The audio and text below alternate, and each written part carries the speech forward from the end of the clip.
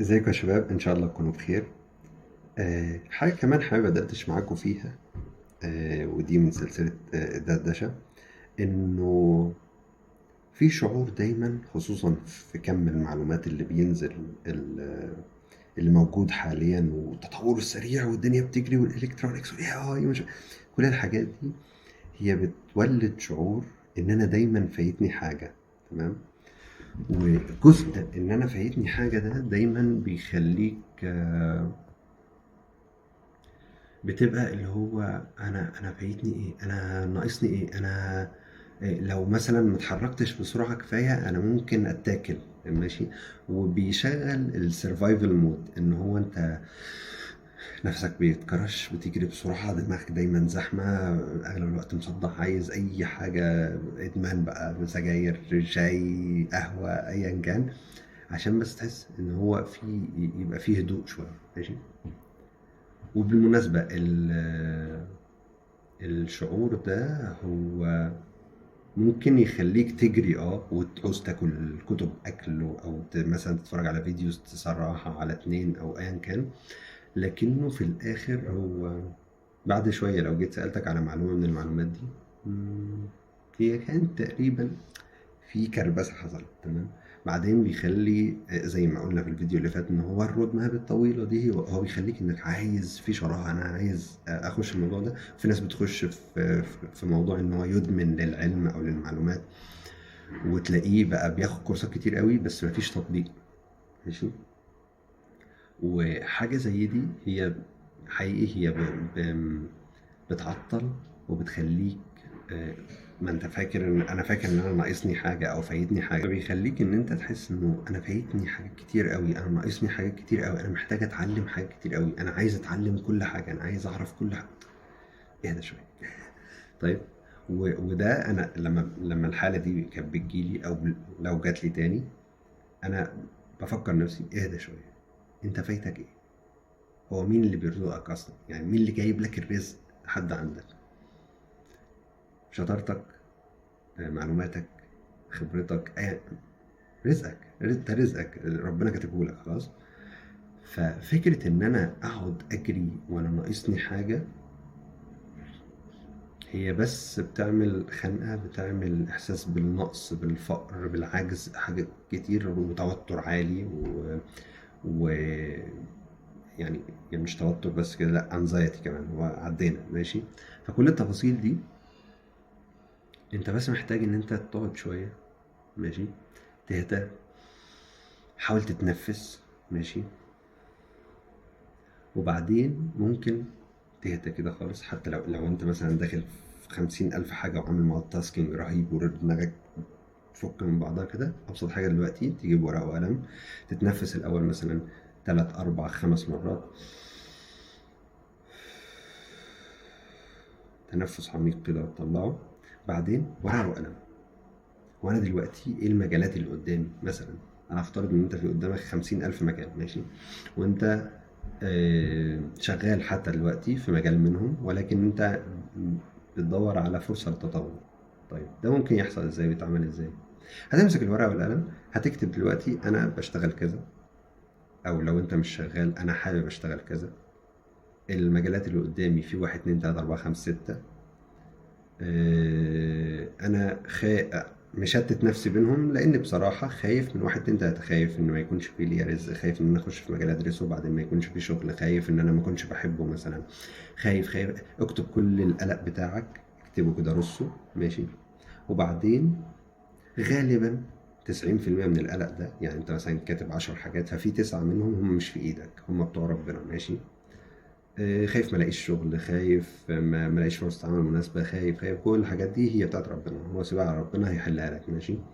ولكن واحدة منهم مثلا ان انت خايف ان انت ما تحبش المجال كويس. طيب ايه الحل هنا؟ يعني انا بضرب مثال وانت هتعمل ده تطبقه على باقي الافكار.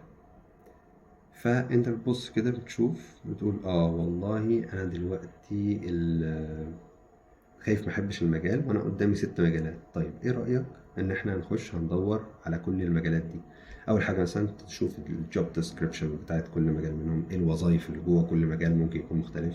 بعد ما شفت الوظائف بتشوف الجوب ديسكريبشن، بعدين بتدور على مثلا يوتيوب او اي مقاله مثلا بتتكلم عن الموضوع على حسب انت بتحب ايه اكتر، تقرا او تشوف.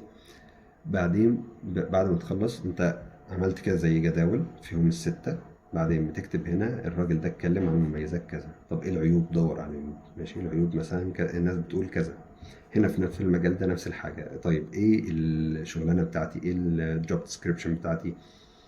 انا معاك، ثواني، انا معاك ان في اماكن هي مش بتشغلك بالجوب ديسكريبشن، بس الجوب ديسكريبشن هو بيقول لك، او يعني هو الوصف الوظيفي هو بيقول لك فكرة عن الموضوع.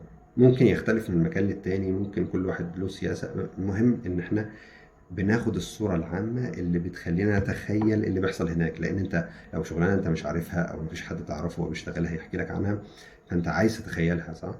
فانت هتشوف الشغلانة بتاعته عاملة ازاي.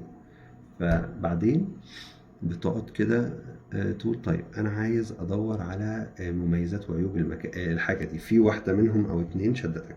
يعني انت خلاص كتبت في كل واحده الجوب ديسكريبشن عشان تتخيلها كويس، كتبت المميزات اللي انت لقيتها والعيوب اللي قالوها.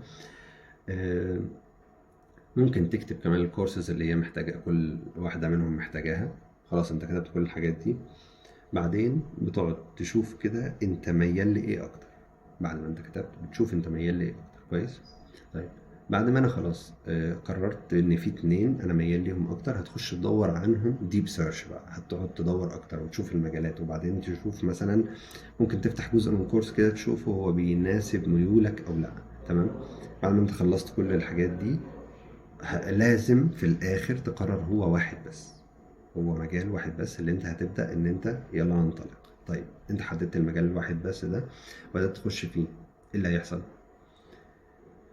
هنا هتيجي الرود ماب، ده هنبقى نتكلم عنها تعملها ازاي، الخاصة بيك الكاستمايزد اللي تخصك انت اللي تناسبك انت. ماشي.